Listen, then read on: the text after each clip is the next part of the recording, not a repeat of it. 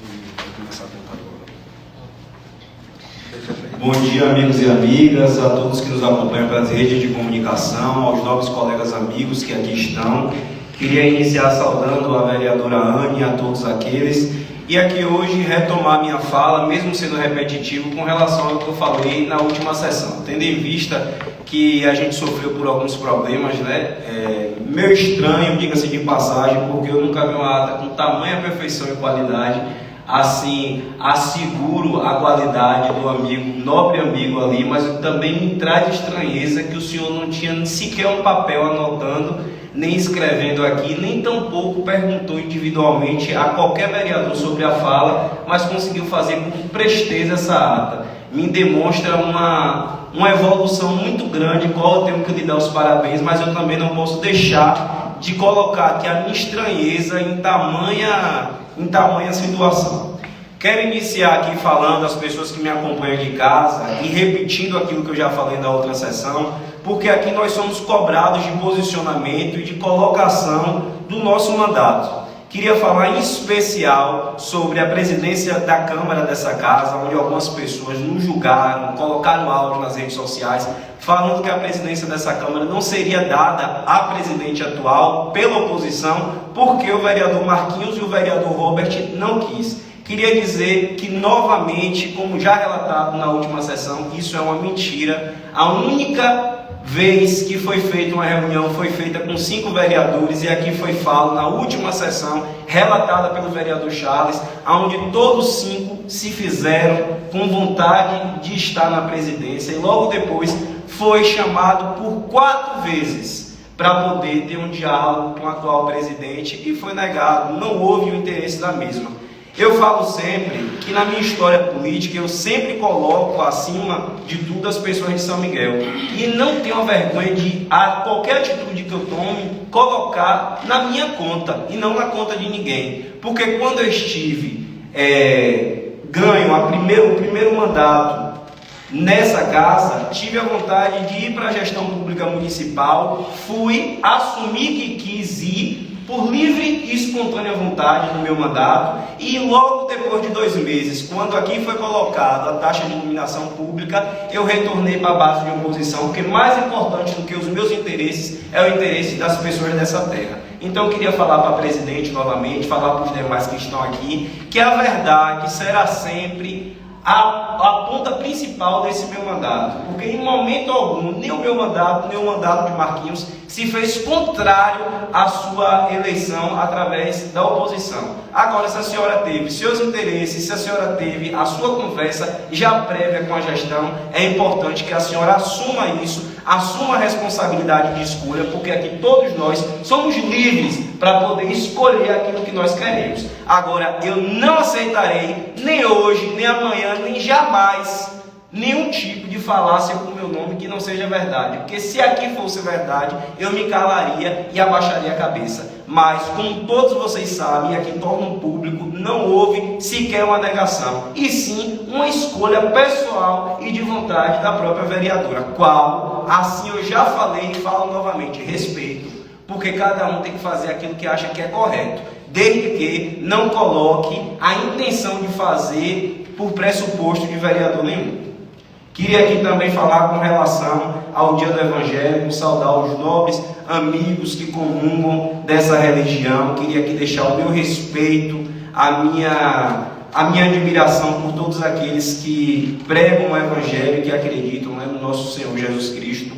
Falar também com relação à falta de medicamento nos postos de saúde, onde recorrentemente tem sido visto e as pessoas têm comentado. Falar com relação à falta de especialistas, que foi bem falado pelo vereador Jefinho da Sucupira aqui, tendo em vista que antes da eleição a gente tinha diversos especialistas, e hoje, quando as pessoas precisam, parece que só precisava nas vésperas da eleição. Hoje as pessoas não precisam mais.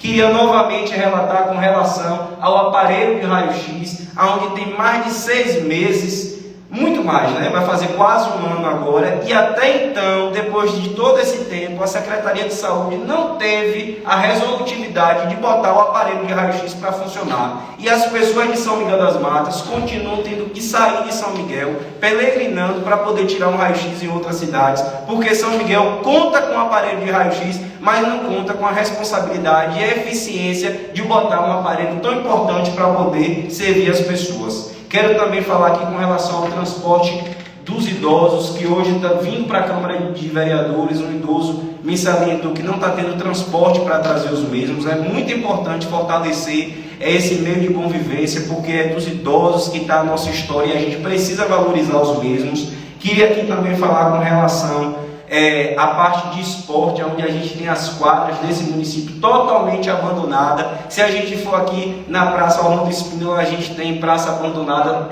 temos quadra abandonada. Se a gente for lá em cima no ONI, a gente vê a condição que está aquela quadra. E em meio à política, o secretário alardeou que iria fazer um campinho de futebol lá na estação, que só ficou nos 2 tocos. Instalou os 2 tocos, nem as velhas quadras estão reformadas, nem sequer a nova que disse que ia fazer foi feita. Então esse é o espelho do esporte de São Miguel das Matas, e eu preciso aqui cobrar, tendo em vista que São Miguel é um município onde tem um esporte, e sempre teve um esporte muito forte. Quero também falar com relação a carreata que foi feita no início do ano letivo. Eu realmente fico sem entender para que carreata no início do ano letivo com os ônibus, quando a gente tem os ônibus de dentro em péssimas condições. Vou colocar aí agora nas minhas redes sociais as condições, fotos das condições dos ônibus aonde os nossos alunos estão sendo carregados. Eu não entendo para que tanta maquiagem, para que carregar os alunos fazendo carreata e não fazem os devidos reparos. Para fazer carreata tem que estar os ônibus em perfeito estado, carregando os nossos alunos com qualidade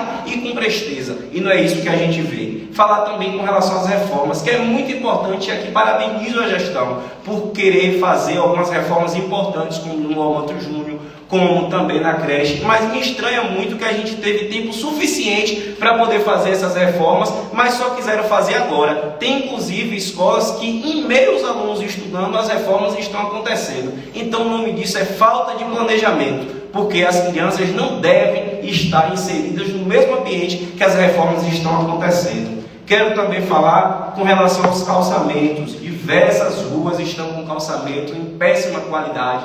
Para começar, em frente à minha casa, novamente, com menos de um ano de reparo, aonde foi gastado muito, mas não foi pouco não, foi gastado muito, e já começa novamente a aparecer e a se degradar. Lá no Tabuleiro tem uma rua que está intransitável, as pessoas não conseguem passar. Queria também falar, voltando para a educação, com relação aos estudantes, aonde foi criado um ponto de encontro para os estudantes, e que os estudantes têm que passar chuva e sol, porque os motoristas e a educação não têm a sensibilidade de colocar os ônibus para poder pegar essas crianças na frente da escola. Eu não consigo entender qual a dificuldade que tem dos ônibus escolares passar pela frente das escolas e pegar os alunos. Será que vamos ter que esperar uma criança sofrer um acidente para que essa atitude seja tomada? É um absurdo, porque as crianças têm que descer lá de cima do CAVB para cá, para junto da creche, para ficar ali a mercê de chuva e de sol. Se tivesse ao menos uma cobertura, poderia até ter um entendimento, mas não tem. Então não faz sentido porque os ônibus não passam na frente das escolas para poder pegar as crianças e devolver para as casas com tamanho cuidado, porque é isso que as nossas crianças merecem. Quero também falar com relação ao carnaval, que muitas pessoas parabenizaram, e aqui também recebem o meu parabéns, mas dizer que a gente sentiu falta dos artistas da terra. São Miguel das Matas tem grandes bandas e grandes pessoas que devem e merecem ser valorizadas. É inadmissível que a gestão pública municipal gaste 450 mil em um carnaval e não consiga colocar sequer uma banda local para poder parabenizar e dar valorização a essas pessoas. Queria também falar com relação à iluminação pública municipal, que é um problema geral, aonde a gente vai nos 4 cantos da cidade, tendo em vista que todos nós pagamos e pagamos muito caro por isso. Então quero aqui novamente salientar aos nobres amigos da Secretaria de Infraestrutura que olhem, por favor, pelas pessoas que hoje pagam e que não têm o seu devido cuidado com a iluminação pública municipal. Quero aqui agradecer aos amigos, dizer que a fala acabou pela questão do tempo e que aqui seguiremos firmes e fortes, defendendo as pessoas de São Miguel das Matas, porque, como eu sempre falo, São Miguel pode, merece e precisa de mais. Um abraço.